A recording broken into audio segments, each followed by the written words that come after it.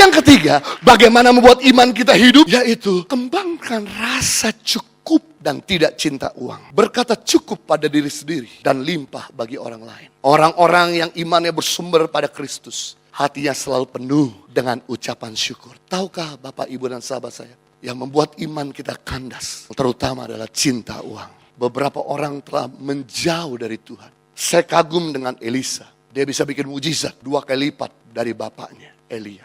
Tapi masalahnya, sayangnya, Elisa ketika mementor Gehazi, ternyata Gehazi cinta uang. Mengakibatkan akhirnya nabi ini menjadi hamba uang. Dan kemudian tidak jadi hamba Allah. Kusta masuk dalam dirinya. Harusnya Gehazi bisa lakukan mujizat 3 kali lebih besar daripada Elia. Tapi karena dia cinta uang membuat akhirnya hidupnya sia-sia. 1 Timotius 6 ayat 6-10. Memang ibadah itu kalau disertai rasa cukup memberi keuntungan besar. Jadi ibadah yang mendatangkan keuntungan itu waktu kita merasa cukup, puas. Mensyukuri dengan apa yang Tuhan telah berikan pada kita. Nggak hidup foya-foya dan mewah-mewahan. Sebab kita tidak membawa sesuatu apa ke dalam dunia. Dan kita pun tidak dapat membawa apa-apa keluar.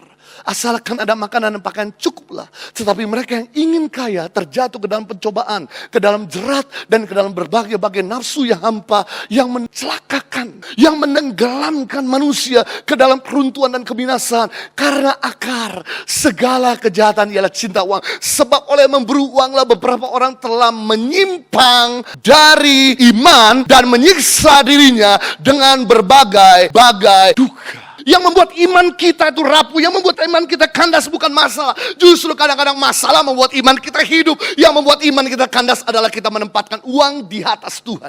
Itu sebabnya di sini Tuhan sedang mengajarkan pada kita untuk belajar berkata cukup bagi diri sendiri dan limpah bagi orang lain. Saya buktikan beberapa waktu yang lalu pergi pelayan di kota Manado, kemudian yang jemput saya seorang supir, dan kemudian ngantar saya kembali ke bandara. Dan setelah saya melayani, kemudian saya langsung diantar ke bandara. Kemudian waktu dalam perjalanan dari gereja ke bandara di kota Manado, saya ngobrol-ngobrol sama supir itu dan bertanya, Bapak punya anak ada berapa Pak? Puji Tuhan Pak, anak saya 3. Wow, luar biasa. Puji Tuhan Pak, anak saya sekarang 2 sudah lulus di UPH, 1 sedang kuliah di UPH Jakarta. What? Bapak kuliahkan anak di UPH? UPH kan kuliahnya, kampusnya artis sama orang-orang the have. Saya kemudian mulai curiga, jangan-jangan ini supir korupsi uang gereja. Kemudian saya tanya lagi analisa, Bapak boleh tahu Pak, memang gaji Bapak berapa sih bisa kuliahkan anak sampai di UPH? Luar biasa sekali. Puji Tuhan Pak, gaji saya 1 bulan 1 juta rupiah.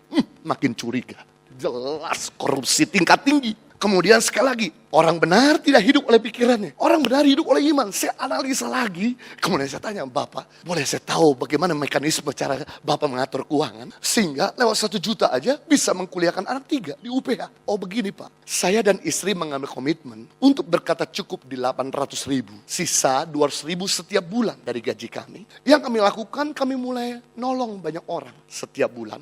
Ada yang tidak bisa sekolah, kita bantu sekolah aja.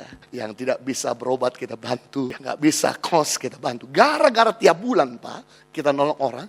Ternyata 3 anak-anak kami disponsorin orang. Oh, nggak jadi pikiran saya salah.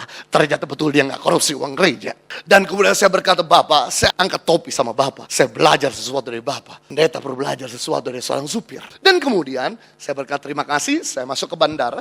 Kemudian saya matikan telepon. Terbanglah 3 jam dari Manado ke Jakarta. Sampai di Jakarta, kemudian saya nyalakan handphone, telepon bunyi.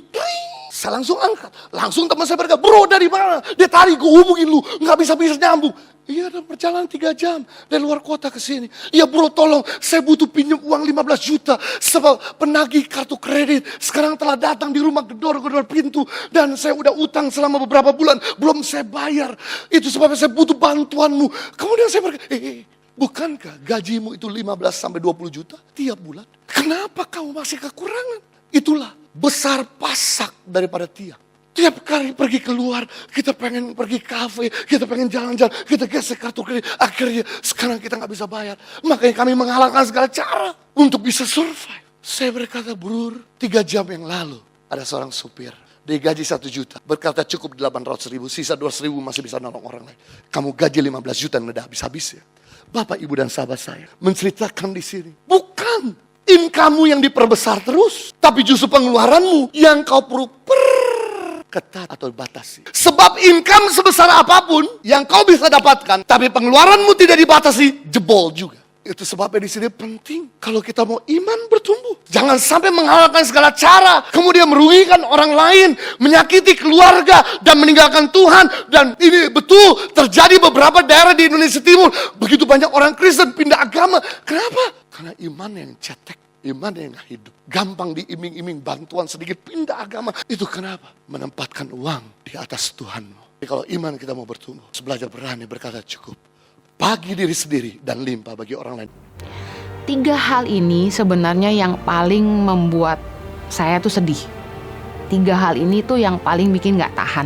Yaitu 1, kalau sampai orang gak bisa makan. 2, sampai ada orang tua yang gak bisa bayarin anaknya sekolah. Yang 3, kalau sampai ada orang sakit gak bisa berobat. Meninggalkan kenyamanan hidup, mengikuti panggilan hati, mengandalkan Sang Pencipta, berjuang membangun negeri. Journey Tangan Pengharapan Special Edition. Henny Kristianus, the founder. Grow in Love.